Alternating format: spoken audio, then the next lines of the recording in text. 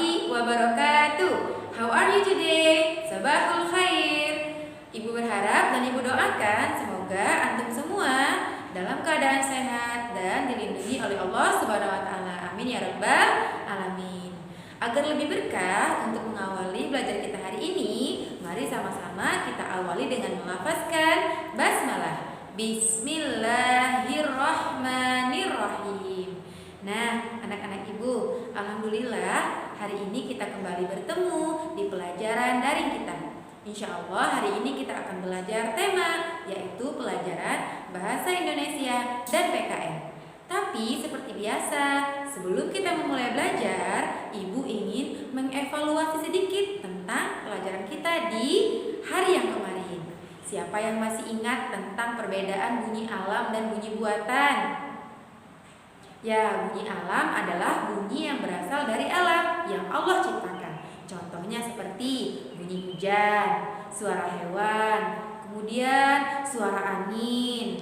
Itu contohnya ya nak. Kemudian bunyi yang dibuat oleh manusia, bunyi buatan, contohnya adalah bunyi yang dihasilkan oleh alat musik. Seperti kemarin, angklung jika kita mainkan, maka dia akan menghasilkan bunyi. Seperti itu nak ya. Nah, hari ini kita akan masuk ke pelajaran baru. Nah, saudara dan solehah, sekarang kita akan belajar di buku tema yang besar di halaman 21. Silahkan kita buka sama-sama ya nak. Di halaman 21 ini ada sebuah cerita. Nanti ibu akan bacakan, anak-anak ibu di rumah juga membaca atau disimak apa yang ibu bacakan. Kita baca sama-sama ya nak. Ahad ini Salman dan keluarga akan pergi berenang. Salman menyiapkan perlengkapan renangnya. Baju renang, krim tabir surya, kacamata renang, papan luncur, handuk, dan perlengkapan mandi. Salman adalah anak yang soleh. Salman memakai baju renang yang menutup aurat. Nah, jadi nak, walaupun kita sedang berolahraga, kita harus selalu menutup aurat kita. Bagi yang laki-laki, jika ingin berenang, pakailah pakaian yang menutup aurat, sama seperti perempuan. Jika ingin pergi, berolahraga, berenang, jalan-jalan, jangan lupa memakai jilbab, karena kita harus selalu menjaga dan menutup aurat kita sebagai seorang muslim yang baik. Kita lanjutkan ya nak. Salman memasukkan dan menyusun perlengkapan renang ke dalam tas dengan rapi. Menyusun perlengkapan dengan rapi adalah salah satu aturan yang sudah disepakati di rumah Salman.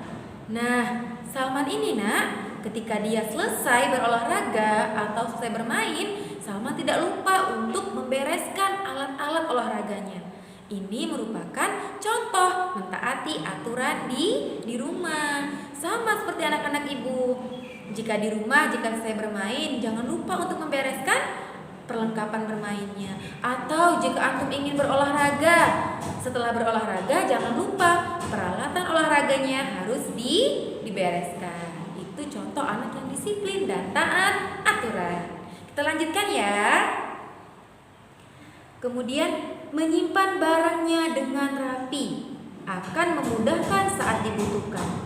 Salman tidak perlu susah mencari. Nah, anak-anak ibu, jadi ketika kita selesai dari suatu aktivitas, lalu kita membereskan barang-barang kita, maka itu akan memudahkan kita jika kita ingin membutuhkan barang tersebut di kemudian hari. Jadi misalnya nih, anak-anak ibu selesai berolahraga, lampunya disimpan, baju renangnya dicuci dan dirapikan. Anak-anak ibu tahu tidak nak, dengan menyusun barang kita dengan rapi, itu akan memudahkan pekerjaan kita di kemudian hari. Jadi jika kita membutuhkan barang tersebut, besoknya kita akan dengan mudah untuk mendapatkannya. Kita lanjutkan ya nak ceritanya. Ada beberapa hal yang perlu diperhatikan saat kita ingin berenang. Berdoa agar renang kita menjadi ibadah. Lakukan pemanasan sebelum berenang agar tubuh terhindar dari cedera. Nah, seperti yang udah kita pelajari kemarin, bahwa kita harus selalu berdoa dalam setiap melakukan aktivitas, baik olahraga, belajar, keluar rumah, masuk ke rumah, harus selalu berdoa agar kita dilindungi dan dijauhkan dari hal-hal yang buruk. Kita lanjutkan ya. Di sekitar kolam renang tentunya basah, sebaiknya tidak berlari-lari di sekitar kolam renang.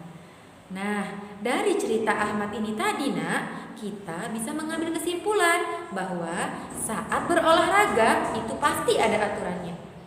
Misalnya ketika berenang tidak boleh berlarian di pinggir kolam. Kemudian apa lagi? Nah, di kolam renang tentunya basah. Jadi kalau kita berlari maka itu akan membuat kita terluka atau cedera. Sama halnya dengan olahraga yang lain. Misalnya ketika antum ingin bermain memanah juga salah satu olahraga yang disukai oleh Rasulullah. Nah, aturan ketika kita ingin olahraga memanah, yang paling pertama adalah kita harus fokus. Karena kalau tidak fokus, maka panahnya bisa melukai orang lain. Anak-anak ibu tahu tidak bahwa memanah itu adalah olahraga yang sangat disukai oleh Rasulullah dan para sahabatnya. Nah, jadi nanti anak-anak ibu ketika ingin berolahraga atau bermain, tolong dipatuhi aturan yang berlaku. Nah, anak-anak ibu, tadi kita sudah membaca tentang cerita keluarga Ahmad yang pergi berenang. Di papan tulis, ibu telah menuliskan cerita tentang Ahmad tadi. Nah, ibu kasih contoh ya. Nomor 1, pada hari ... Ahmad berenang. Nah, di sini ada jawabannya. Nanti tinggal anak-anak ibu pilih kira-kira jawabannya yang mana yang lebih cocok. Kemudian yang nomor 2, Salman selalu menutup ... Menutup berlarikah, menutup ahadkah, atau menutup aurat? Ayo, siapa yang tahu? Ya, yang benar jawabannya adalah Salman selalu menutup aurat. Pintar. Nah, yang terakhir, tidak boleh ... di pinggir kolam. Kira-kira di pinggir kolam itu tidak boleh apa ya? Ada tidak jawabannya di sini? Ya, tidak boleh berlari. Jadi nanti jawaban yang di kotak dipilih lalu dipindahkan ke soalnya. Seperti itu ya. Baiklah, soleh dan soleha, agar antum lebih paham, nanti di rumah silahkan dibuka buku tema 2-nya halaman 29. Di sini anak-anak ibu nanti melengkapi kalimat dan jawabannya ada di kotak sebelahnya. Silahkan dipilih lalu dicocokkan mana yang sesuai dengan kalimatnya. Seperti itu ya. Gampang kan? Nanti setelah dikerjakan dikirim ya. Oh iya satu lagi ya tugas PKN-nya. Nanti anak-anak ibu tulis 3 aturan saat berolahraga. Jangan lupa ya. Baiklah anak-anak ibu, kesimpulan belajar kita hari ini adalah yang pertama, bahwa ketika kita ingin berolahraga, kita wajib dan harus menaati aturan-aturan yang berlaku saat kita berolahraga. Contohnya seperti tadi, ketika ingin olahraga renang, kita tidak boleh berlarian di pinggir kolam karena itu bisa berbahaya. Itu yang pertama. Yang kedua, kita harus selalu membereskan alat-alat olahraga kita. Jadi itu memudahkan kita untuk jika kita membutuhkannya di kemudian hari. Ibu rasa sekian dulu ya pelajaran kita hari ini.